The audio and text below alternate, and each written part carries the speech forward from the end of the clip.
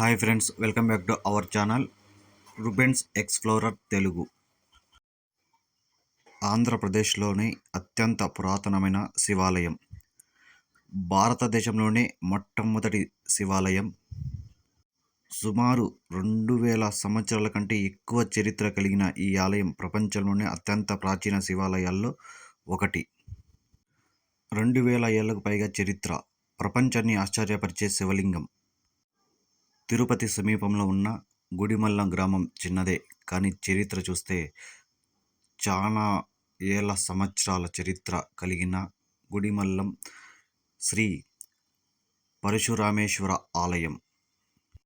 శివలింగం ప్రత్యేకత ఏమిటి, దీని వెనక ఉన్న చరిత్ర ఏమిటి, మొత్తం ఈ వీడియోలో మనం తెలుసుకుందాం. సుమారు తిరుపతి నుంచి 25 కిలోమీటర్ల దూరంలో అయితే ఈ గుడిమల్లం గుడి అయితే ఉంటుంది. తిరుపతి నుంచి గుడిమల్లానికి బస్సులు అయితే ఉంటాయి. ఏ టైంకి ఉన్నాయో నేను లాస్ట్లో ఫోటో పెడతాను, మీరు చూసి దాన్ని బట్టి మీరు ప్రయాణం స్టార్ట్ చేసుకోవచ్చు. ఇక్కడ ఉన్న శివలింగం పురుషలింగ ఆకారంలో అయితే ఉంటుంది. అది ఎందుకు ఉంది అనేది మనం తెలుసుకుందాం. భారతదేశంలోనే మొట్టమొదటి శివాలయం ఇది. ఇక్కడ సంవత్సరానికి ఒకసారి డైరెక్ట్గా సూర్యకిరణాలు శివలింగం పైన అయితే పడతాయి. అలాగే 60 సంవత్సరాలకు ఒకసారి దక్షిణ కాశీగా పిలుచుకునే కాళహస్తి నుండి స్వర్ణముఖి నది జలాలు శివలింగానికి అభిషేకం చేస్తాయి. ఇలా 1945లో జరిగింది. దాని తర్వాత 2005లో కూడా జరిగింది. తర్వాత 2065లో కూడా జరుగుతుందని ఇక్కడ ఉన్న వాళ్ళైతే చెప్తారు. 2005లో కూడా ఇలా జరిగినప్పుడు చాలామంది ఆశ్చర్యపోయారు. అక్కడ చుట్టుపక్కల కూడా నది అయితే ఏమీ లేదు. ఒక 1 కిలోమీటర్ 2 కిలోమీటర్ల దూరంలో అయితే ఒక నది, స్వర్ణముఖి నది ప్రవహించేది. కానీ అంత దూరం నుంచి అసలు ఏమీ లేకుండా ఇక్కడికి వచ్చి ఇక్కడున్న శివలింగానికి అభిషేకం చేసినట్టు నీళ్ళు మొత్తం వచ్చేసి, అది కూడా మళ్ళీ ఒక 4 గంటల్లో మొత్తం వాటర్ అంతా మాయమైపోయాయి. చాలా ఆశ్చర్యపోయారు. మళ్ళీ 2065లో ఇలా జరుగుతుందని ఇక్కడ ఉన్న స్వామీజీలు కానీ చాలామంది అయితే చెప్తూ ఉంటారు. ఇక్కడ ఉన్న శివలింగం ఏ రాయితో చేసింది అనేది కూడా ఇప్పటి వరకు ఎవరు కనిపెట్టలేదు. ఇటువంటి రాయి, ఇటువంటి పదార్థం భూమండలం మీదే ఎక్కడా లేదు. ఈ ఒక్క శివలింగం మాత్రమే ఆ రాయి అయితే ఉంది. మరి ప్రపంచంలోనే అలాంటిది ఎక్కడా లేదు. చాలామంది అదే ఆశ్చర్యపోతున్నారు. ఏదో ఒక రాయి ఉంటుంది కదా, ఏదో ఒక రాయితో వేరే రాయితో చేసింటారు, దీంతో చేసింటారని కూడా కనిపెట్టలేకపోయారు. ఇక్కడ ఉన్నది శివుడు కదా, మరి పరశురామేశ్వర ఆలయం అని ఎందుకంటారంటే, పూర్వం జమదగ్ని మునికి 5 మంది కుమారులు ఉంటారు. ఆ 5వ కుమారుడే ఈ పరశురాముడు. ఈ జమదగ్ని ముని ప్రతిరోజు దేవునికి నీళ్ళతో అభిషేకం చేస్తుంటాడు. ఆ వాటర్ ఎత్తుకొని వచ్చేది, నీళ్ళు ఎత్తుకొని వచ్చేది ఆయన భార్య రేణుకాదేవి. ప్రతిరోజు అక్కడ ఉన్న ఇసుకతోనే కుండ చేసుకొని పొయ్యి నీళ్ళు తీసుకొని వచ్చి అభిషేకం అయితే చేస్తుంటారు. ఒకరోజు మళ్ళీ అలాగే రేణుకాదేవి నీళ్లు తెచ్చేకపోతుంది ఆ నది దగ్గరికి. అక్కడ చిత్రరథుడు అనే రాజు తన భార్యతో స్నానం చేస్తుంటాడు. ఈమె ఆయన కళ్ళ చూసి చాలా అందంగా ఉన్నాడని కొంచెం ఇలా అతని వైపు చూస్తూ ఉంటుంది. ఇక్కడ అభిషేకం చేయడానికి జగదగ్నిముని వెయిట్ చేస్తూ ఉంటాడు. ఇంకా ఏం రాలేదే నీళ్లు తీసుకొని అంటే, ఆయన దివ్య దృష్టితో ఏం చేస్తుంది కనుక్కుందామని దివ్య దృష్టితో చూస్తాడు. అప్పుడు అక్కడున్న రాజుని ఈ రేణుకాదేవి చూస్తుంటుంది. అలా కనుక్కుంటాడు. తర్వాత ఆమె పోయి వాటర్ తీసుకుందామంటే ఆ కుండ కూడా మట్టి కుండ కరిగిపోతుంది లోపలే. ఏమింది ఇట్లా అయిపోయిందంటే తర్వాత సరే అని వచ్చేస్తుంది. అప్పుడు ఈ జమదగ్నిముని ఆమె మీద అనుమానం పెంచుకుంటాడు. తన కొడుకైన పరశురాముడికి ఈ మాట చెప్తాడు, నీ తల్లి తల నువ్వు తీసేయాలని. అప్పుడు పరశురాముడు, మా తండ్రి ఇలా అన్నాడంటే అసలుకి మా తల్లి ఏం చేసిందో అని దానికి ఒప్పుకుంటాడు. సరే అని తన తల్లి దగ్గరికి వెళ్ళి తన దగ్గర ఉన్న గొడ్డలితో ఆమె తల తీసేస్తాడు. తర్వాత ఆయన తండ్రే, నేను చెప్పినట్టు విన్నావు కాబట్టి నీకు ఒక వరం ఇస్తాను, కోరుకో, ఏం వరం కావాలంటే నా తల్లిని మళ్ళీ బతికించు అంటాడు. సరే అని మళ్ళీ బతికిస్తాడు. వాళ్ళ తల్లిని చంపాడు, మళ్ళీ బతికించాడు. అయినా కూడా ఆయనకి ఏదో ఒక బాధ, ఒక ఆడదాన్ని చంపాని అని కొంచెం ఇదిలో బాధలో ఉండిపోతాడు.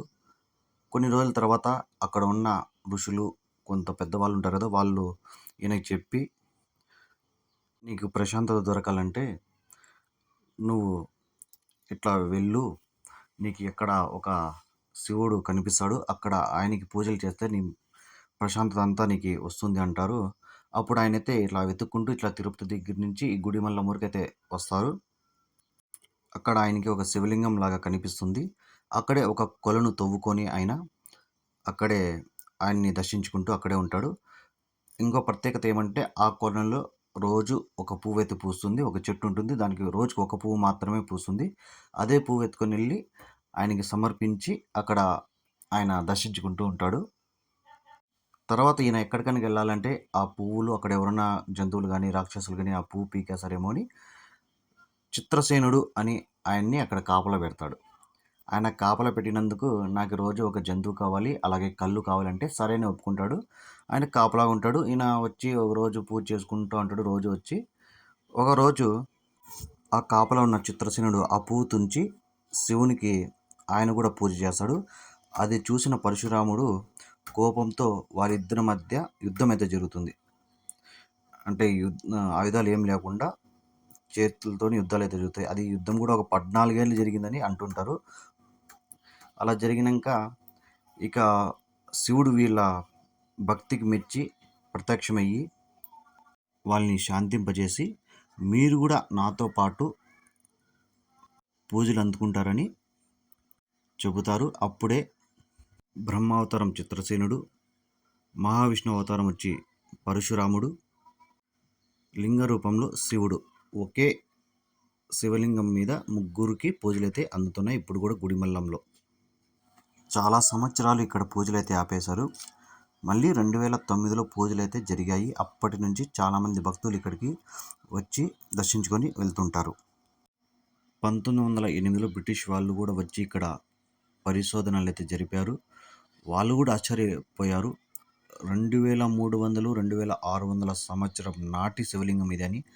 తర్వాత 1911లో గోపీనాథ్ రావు అనే పరిశోధకులు 1 సంవత్సరం పాటు ఈ గుడి మీద పరిశోధనలు జరిపి ఇది చాలా పురాతనమైన దేవాలయం అని ప్రపంచానికి పరిచయం చేశారు ఆయన. అంతకుముందు ఎవరికీ తెలియదు. ఆయన వచ్చి భారతదేశంలో మొట్టమొదటి శివలింగం ఇదే అని ప్రపంచానికి చెప్పారు ఆయన.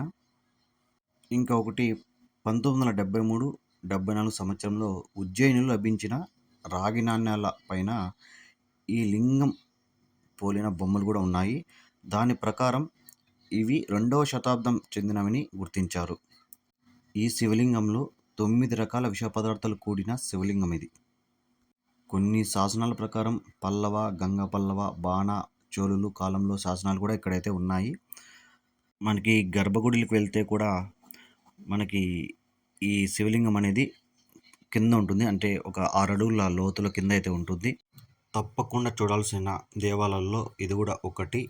ఎందుకంటే చాలా ప్రాచీనమైనది, ఎంతో చరిత్ర కలిగినది. కొన్ని ప్రశ్నలకి సమాధానాలు కూడా దొరకని దేవాలయం ఇది. ఇక్కడికి ముందుగా వెళ్ళాలంటే తిరుపతికి చేరుకోవాలి. తిరుపతి నుంచి 25 కిలోమీటర్ల దూరంలో అయితే ఈ దేవాలయం అయితే ఉంటుంది.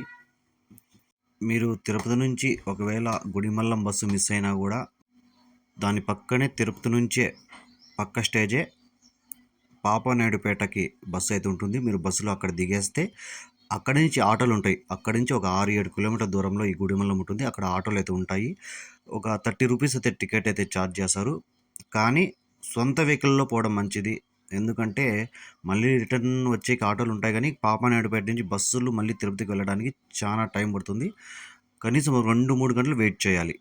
ఇక్కడ నేను స్క్రీన్ మీద ఇచ్చాను కదా, ఇక్కడ గుడిమల్లం ఉంది కదా, మార్నింగ్ 6:10, 8:35, 9:45, 1:15, 3:40 ఇలా ఈ టైంలోనే ఇక్కడైతే బస్సు అయితే ఉంటుంది. నేను చెప్పిన ఇన్ఫర్మేషన్లో ఏమన్నా తప్పులుంటే ఖచ్చితంగా కామెంట్ చేయండి. నేను తెలుసుకుంటాను. తెలియని వాళ్ళు కూడా తెలుసుకుంటారు. చిన్న చిన్న తప్పులు కానీ ఏమైనా ఉంటే నన్ను ఖచ్చితంగా క్షమించాలి. నేను కూడా కొంతమంది యూట్యూబర్లు చెప్పిండేది కొంత అక్కడ ఉన్న వాళ్ళు చెప్పిండేది మొత్తం గ్యాదరింగ్ చేసుకొని అయితే నేను ఈ వీడియో అయితే చేశాను.